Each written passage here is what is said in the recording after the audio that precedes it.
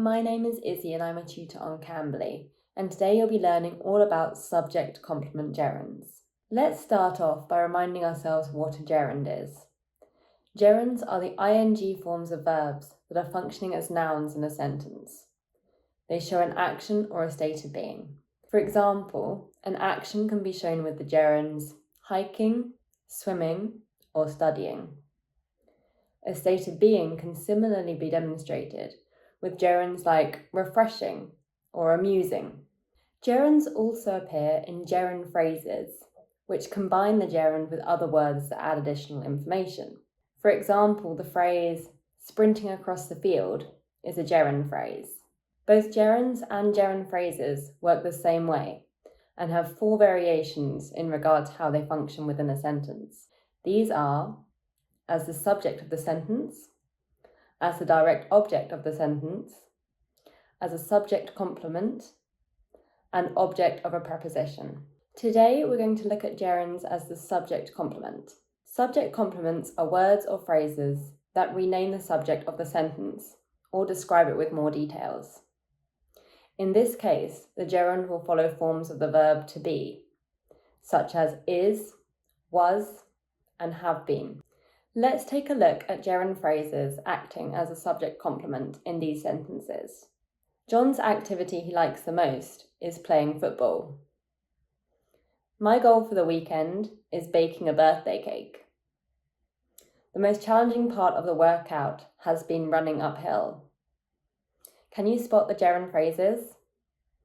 Notice how these gerund phrases follow the verb of the sentence, but modify the subject rather than the verb itself.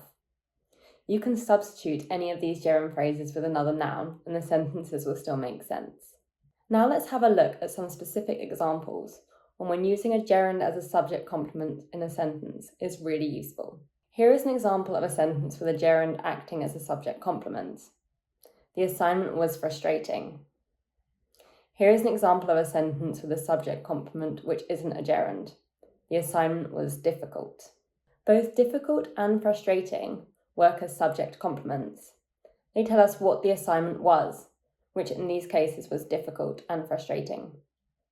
While these two words may seem like they are interchangeable, frustrating gives readers a more specific idea or mental image, while difficult is a bit more unclear. Here is another example without a gerund.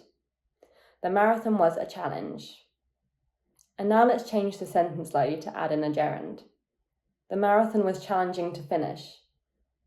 Here we replaced a challenge with its gerund phrase equivalent as the subject complement of the sentence. We now know what specifically was challenging about the marathon. So as you can see, this change to the gerund helped to give more information. So now you can try it for yourself. Can you spot the gerund phrases acting as subject complements in these sentences? His favourite activity is hiking in the mountains. One of their responsibilities is cleaning the dishes. My cat's favourite hobby is sleeping on the chair. Did you spot the gerunds? The gerund phrases were hiking in the mountains, cleaning the dishes, sleeping on the chair. I hope this video has helped you to understand the use of the gerund as a subject complement. For those of you who are unfamiliar with Cambly, Cambly gives you instant access to friendly native English speakers. You can take English lessons anytime, anywhere, right from your phone or computer. Schedule your next lesson with me using the link below. Thank you so much for watching. Bye!